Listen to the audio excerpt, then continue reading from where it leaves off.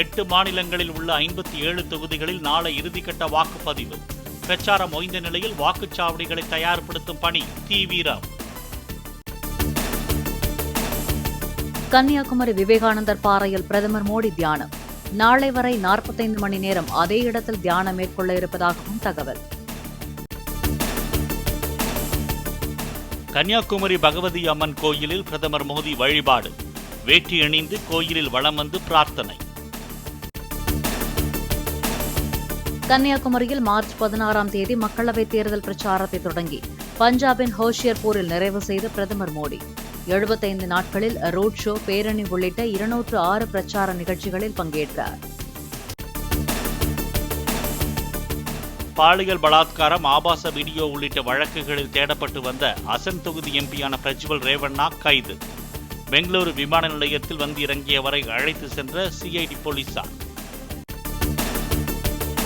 Bengaluru CID அலுவலகத்தில் வைத்து பிரஜ்வாலிடம் போலீசார் விசாரணை. சிறப்பு விசாரணை குழு முன் இன்று ஆஜர்படுத்தப்பட இருப்பதாக தகவல். அணையப்போகும் விளக்கு பிரகாசமாக எரிவது போல் அதிமுகவினர் கடும் விமர்சனங்களை முன்வைப்பதாக அண்ணாமலை கருத்து. ஜூன் 4ஆம் தேதிக்கு பிறகு அதிமுக எங்கு இருக்கும் என்பதை அனைவரும் பார்க்கத்தான் போகிறார்கள் என்றும் பேட்டி. சொல்லுவாங்க, இந்த விளக்கு அணையும் பொழுது பிரகாசமாக எரியும் என்று சொல்வார். அதனாலதான் விமர்சனங்கள் ஏன் கடுமையா இருக்குன்னா அந்த விளக்கு அணைய போகுதுன்னு அர்த்தம். ஜூன் 4ஆம் தேதிக்கு பிறகு நீங்கள் இங்க இருக்க போறீங்க, நான் இங்க இருக்க போறேன். ரிசல்ட்டை நீங்களும் பார்க்க போறீங்க, நானும் பார்க்க போறேன். அன்னைக்கு பார்ப்போம் எந்த கட்சி தமிழகத்துல மக்களுடைய மனதை பிடித்திருக்கிறது, எந்த கட்சியினுடைய வளர்ச்சி மிக அதிகமா இருக்கு நீங்க பாப்பீங்க. அதன் பிறகு எல்லாத்துக்கும் தெரியுங்க.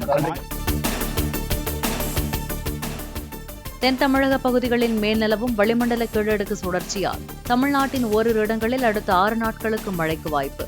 சேலம், நாமக்கல், ஈரோடு, கோவை உள்ளிட்ட மாவட்டங்களின் ஓரிரு பகுதிகளில் நாளையும் 2ஆம் தேதியும் கனமழை பெய்யக்கூடும் என வானிலை மையம் தகவல். தமிழ்நாட்டின் ஓரிரு இடங்களில் இன்று முதல் 4 நாட்களுக்கு பகல் நேர வெப்பநிலை அதிகரிக்கக்கூடும் என வானிலை மையம் தகவல். இயல்பை விட 2 முதல் 3 டிகிரி செல்சியஸ் வரை அதிகமாக வெயில் பதிவாக வாய்ப்பு. தென் தமிழ்நாட்டின் சில பகுதிகளிலும் தென்மேற்கு பருவமழை தொடங்கியது. மேற்கு தொடர்ச்சி மலையை ஒட்டி மழைப்பொழிவு இருக்கும் என வானிலை ஆய்வு மையம் தகவல். புதுச்சேரியில் கோடை விடுமுறைக்கு பின் ஜூன் 12ஆம் தேதியன்று பள்ளிகள் திறக்கப்படும் என அம்மாநில அரசு அறிவிப்பு. ஜூன் 6ஆம் தேதி திறக்கப்படும் என முன்பு அறிவிக்கப்பட்டிருந்த நிலையில் அதிகரிக்கும் வெப்பநிலையால் தேதி மாற்றப்பட்டுள்ளதாக விளக்கம். தமிழக அரசு பணிகளுக்கான தேர்வுகளில் தமிழ் மொழியில் 40% மதிப்பெண் பெற வேண்டும் என்ற அரசாணையை உறுதி செய்தது உயர்நீதிமன்றம். தமிழக மக்களுடன் தொடர்பு கொள்ள தமிழ் புலமை அவசியம் என்ற அரசு தரப்பின் கூற்று சரியானது என நீதிபதி GR சுவாமிநாதன் கருத்து. நாட்டில் கற்பனைக்கு எட்டாத அளவுக்கு ஊழல் பரவியுள்ளதாக உயர்நீதிமன்ற மதுரை கிளை நீதிபதி KK ராமகிருஷ்ணன் கருத்து. ஊழலுக்கு எதிரான போராட்டம் வீடுகளிலிருந்து தொடங்கப்பட வேண்டும் என வழக்கு ஒன்றில் கருத்து. செல்போனில் பேசியபடி கார் ஓட்டிய வழக்கில் கைதான யூடியூபர் TTF வாசனுக்கு ஜாமீன். இதுபோன்ற செயல்களில் இனி ஈடுபட மாட்டேன் என வீடியோ வெளியிடுமாறு மதுரை நீதிமன்றம் உத்தரவு. குற்றால மெயின் அருவியில் திடீரென தண்ணீர் வரத்து அதிகரிப்பு. அருவியில் குளித்தவர்களை உடனடியாக வெளியேற்றிய காவலர்கள்.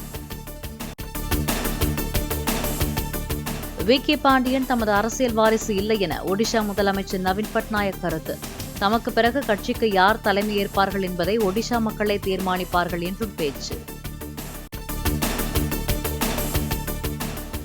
அக்னிபான் ராக்கெட் ஏவப்பட்டது ஒட்டுமொத்த தேசத்தையும் பெருமைப்படுத்தும் சாதனை என பிரதமர் மோடி கருத்து. முப்பரிமாண அச்சிடல் முறையில் உருவாக்கப்பட்ட உலகின் முதல் செமி கிரையோஜெனிக் இன்ஜின் மூலம் ஏவப்பட்டிருப்பது இளைஞர் சக்திக்கு சான்று என வலைப்பதிவு. பாலஸ்தீனத்தை 1980களின் பிற்பகுதியிலேயே இந்தியா அங்கீகரித்து விட்டதாக வெளியுறவுத்துறை விளக்கம்.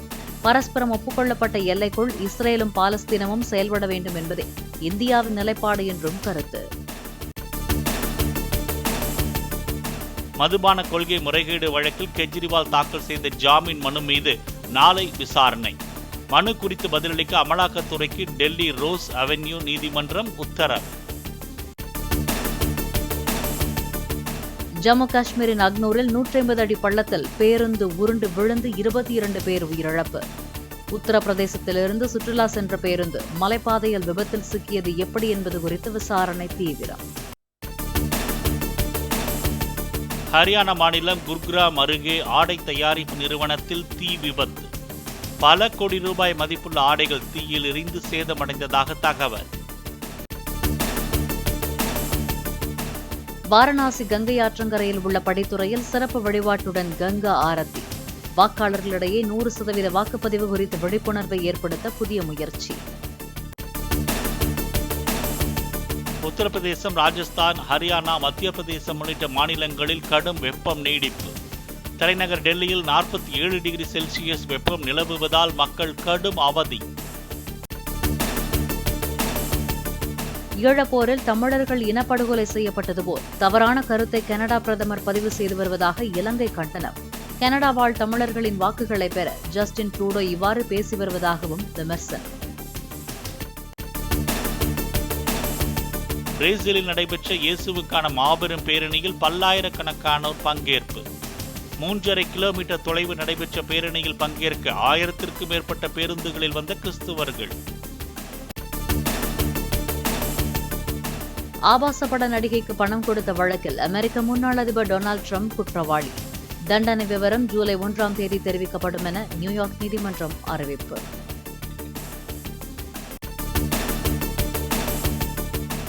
கடந்த ஆண்டு பாகிஸ்தானின் பல்வேறு பகுதிகளில் நடந்த கலவர வழக்கில் இம்ரான்கான் விடுதலை. குற்றச்சாட்டுக்கு போதிய ஆதாரம் இல்லை என கூறி விடுவித்தது நீதிமன்றம்.